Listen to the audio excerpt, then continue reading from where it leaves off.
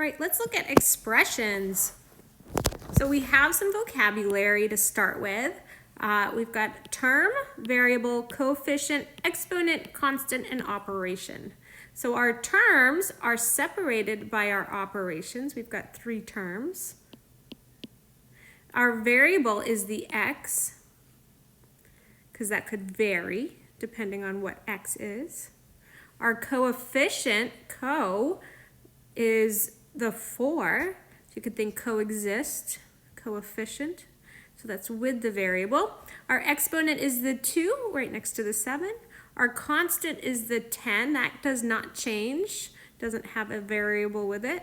And then our operations are addition and subtraction. All right, expressions are the difference between a number and 12, x minus 12, 4 plus 13, and this is x plus 1, 2, 3, 4, 5, 6. These are all examples of expressions where equations have the equal sign. Very similar, but it has an equal sign, which means we could solve for the unknown. Properties of operations. We have the identity property. Anything plus 0 is itself. So 8 plus 0 is 8. 5 plus 0 would be 5. Commutative property is when you commute, you can move the numbers around. So we have 6 times 3 times 2. That would be the same as 3 times 2 times 6. Associative property, it's similar to commutative, but it's not. Notice the numbers are in the same order, 6, 3, 2, 6, 3, 2. But this first example here, we add the 3 and the 2 first, where the second example, we add the 6 and the 3. They're equivalent. And finally, distribute is when you multiply through to each term. So I have 8 of these, so I have 8 x's, and then I have 8 7's. Well, if you have 8 of something, you're multiplying. 8 7's is the same as 56. And finally, the reciprocal of a number always results in 1, the number 1 when you multiply. You might remember keep, change, flip when we divide. It's not quite that, but it's one way to think of it or remember it. They cross-reduce to 1. Orders of operation, PEMDAS. This is an elementary way to remember how to add and subtract, multiply, and divide in a certain order. We've got some examples here. Example 1, we don't have any parentheses, but we've got an exponent, so you can simplify that. And then there's some division or multiplication we do next. You could do either or. You could do the multiplication first. No, actually this one you have to go left to right, and then you subtract left to right. And we do have parentheses here, and we divide the 8 by 2, then you multiply, and then we can add and subtract.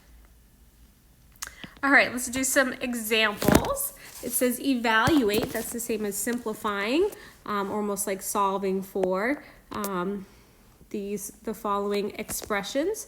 5 times 5 times 5, that's not 5 times 3. 5 times 3 is 15.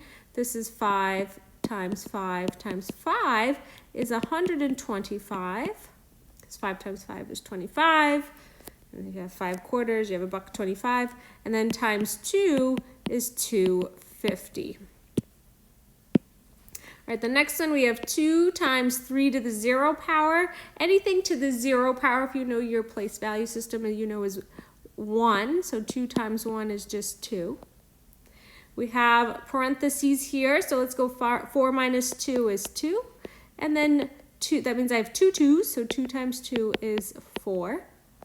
And then finally D, 2 times 2 times 2 times 2. Well, 2 times 2 is 4. 4 times 2 is 8. 8 times 2 is 16. And then 4 times 4 is, of course, 16. And 16 over 16, or 16 divided by 16, is 1. All right, Jack has 3 bags of golf balls with B balls in each bag. So you can imagine he's got 3 bags.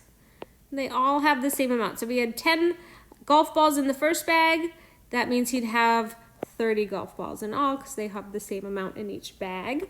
And then his friend gave him 6 more golf balls. So we can write an expression, and it's always good to start with a picture, but here we have 3 bags of golf balls. plus 6 golf balls that are not in the bags. Label the term coefficients, constants, variables, coefficients, operations, and in this expression. So we have 2 terms.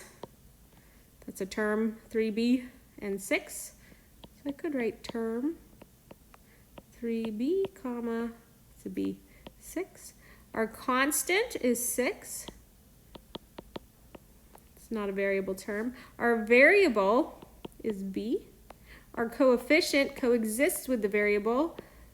I'll call them the co is 3.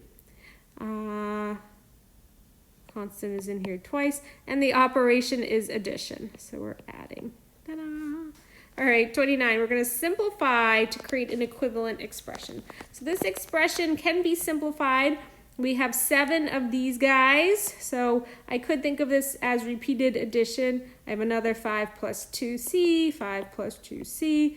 You get the idea, 5 plus 2c. That's 1, 2, 3, 4, 5, 6, 7. There are 7 of them. Or we could just distribute, same thing. I have 7 5s, right? 1, 2, 3, 4, 5, 6, 7. That's 35. And then I have 7 of these guys. 1, 2, 3, 4, 5, 6, 7 is 14 C's. And don't forget this little 3C plus 3C. So if I have 14 cups of coffee, another cup of coffee, I would have, it doesn't have to be coffee, but I'd have 35 plus 17C. And that is simplified.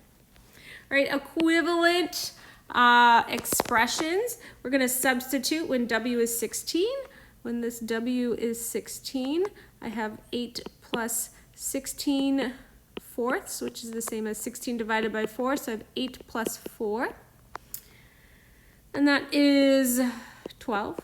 And then we have a couple different variables here. So let's see, we've got E is 6. So we know 5 times 6 is 30. And then we have F is 5. So we go divided by, well, let's get that G in there, make him red. G is 3. We have 3 minus 5. We have to divide first. 30 divided by 3 is 10.